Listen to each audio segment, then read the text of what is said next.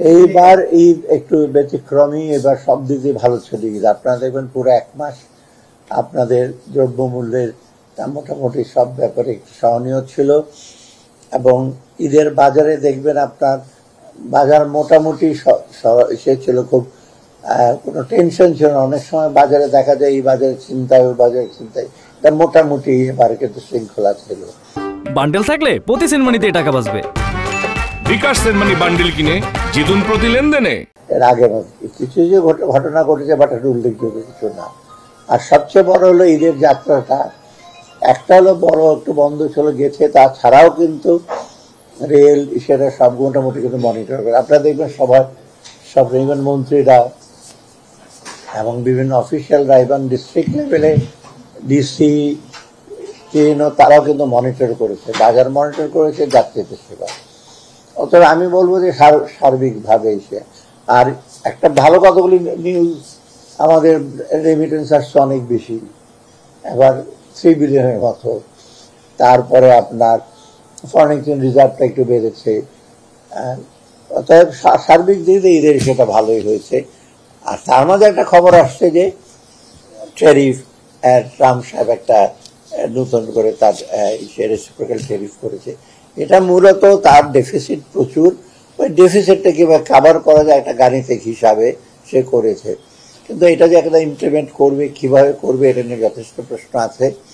অর্থাৎ তার দিক থেকে সে করেছে এটা একটা গাণিতিক। যেমন বাংলাদেশের 6.2 বিলিয়ন আমাদের ডেফিসিট, মানে আমরা 8 ওরা আমরা এক্সপোর্ট করি 8.4, ওরা ইম্পোর্ট করে 6.2, অথবা 6.2 ওদের ডেফিসিট। তো ওরা সঙ্গে ভাগ দিয়ে বলছে 74% ডেফিসিট।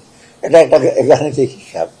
এবার আমরা দেখব আমাদের যে খুব একেবারে দারুণভাবে চিন্তিত হওয়ার তেমন কিছু কারণ নাই, সেটা কিন্তু আমরা খুব দ্রুত কোনো নিজার রিয়েকশন দিইনি। আমরা দেখবো আমাদের ট্যারিফ স্ট্রাকচার কি, আমাদের এক্সপোর্ট ডাইভার্সিফিকেশন কিভাবে করা যায়, এই জিনিসগুলো। ওইখান থেকে তো আমরা ইম্পোর্ট করি, এলএনজি ইম্পোর্ট করি, মেশিনারিজ ইম্পোর্ট করি, এইগুলো ছোটখাটো জিনিস। আর আমরা আমাদের এখান থেকে আমরা চিপস এক্সপোর্ট করি না, বা খুব সফিস্টিকেটেড জিনিস তো আমরা ওখানে এক্সপোর্ট করি না। ওটা ওদের একটা কনসার্ন ওদের উপরে, কারণ ওরা কম্পিটিটিভ, বিশেষ করে তাইওয়ান, চীন, ওরা বেশি তৈরি করে ওরা। আমরা চেষ্টা করবো অন্য অন্য প্রোডাক্ট আমাদের এক্সপোর্টটা, এই তুলার ব্যাপার আছে, এলএনজি আমরা যদি বেশি আনতে পারি। অর্থাৎ মোটামুটি ইউএস এর সাথে আমাদের তেমন কিছু হবে না। আর আমরা খুব বেশি পড়বে না, যে একেবারে যে পড়বে না তা না, আমরা ওটা দেখবো কিভাবে পুষে নেওয়া যায়। বিরাট একটা হিসেবে না। আর আমাদের সুবিধা যে গার্মেন্ট ইন্ডাস্ট্রি চায়না থেকে রিলোকেট করবে। চায়না তো আর একটা জিনিস এসে করবেন যে আমাদের যে গার্মেন্টটা আছে আমরা লোয়ার এন্ডে, কিন্তু মানে যেটা টার্গেট বা ওয়াল মার্কেটে বিক্রি হয়, যেটা খুব বেশি দাম না। ইভেন যদি ট্যারিফ ওরা বেশি করে, খুব বেশি দাম এসে হবে না, যেটা আমি 2007-8 দেখেছি। আমাদের কিন্তু এক্সপোর্ট একেবারে এফেক্ট করে নাই। এফেক্ট করেছে কারা? যারা খুব দামি দামি কাপড় চোপড় অথবা খুব এক্সপেন্সিভ জিনিসপত্র ওখানে ইম্পোর্ট করতে, কারণ পার্চেসিং পাওয়ার কমে গেলে বা ডিউটি বেশি করলে ডিমান্ড কমে যায়। আমাদের তো লোয়ার এন্ডে, আমাদের এখন দরকার আমাদের এফিসিয়েন্সি বাড়ানো, একটু ডাইভার্সিফাই করা। শুধু গার্মেন্ট না, আমরা চেষ্টা করবো লেদার বা অন্য জিনিসগুলো এক্সপোর্ট করতে। আর ওদের কাছ থেকে যা যা দরকার হয়, ওদের মেশিনের আছে, এলএনজি আছে, অন্য জিনিস আমরা চেষ্টা করে ইম্পোর্ট করতে। অর্থাৎ এগুলি নিয়ে আমরা আলাপ করবো আজকে। দেখা যায় আর এটা একটা নেগোসিয়েশনের ব্যাপার। ওরা তো একটা হরে ধরে সবাইকে দিয়ে দিল। এখন যখন অলরেডি ভিয়েতনাম আর লাও ইমিডিয়েটলি একটা রিয়েকশন দিয়েছে, কারণ ওদেরটা অনেক বেশি এফেক্ট করবে। ওদের এক্সপোর্ট তো অনেক বেশি, আমাদের চেয়ে বেশি।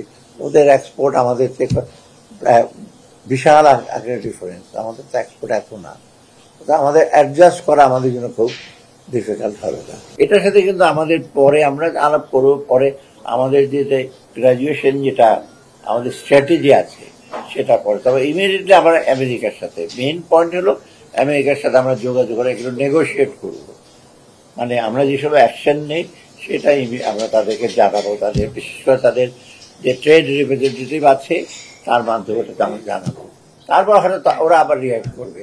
এটা 1-to-1 হবে, একবারে সব কান্ট্রি হিসেবে। ওরা কিন্তু ওইভাবে ডিসিশন নেবে কোন কান্ট্রির সাথে কিভাবে ওরা রেসিপ্রোকেট করবে। এই জন্য এটার নাম হয়েছে রেসিপ্রোকাল, মানে এক কান্ট্রিতে আমি বললাম ওই কান্ট্রি কিভাবে রিয়াক্ট করে। ঠিক আছে, ওকে।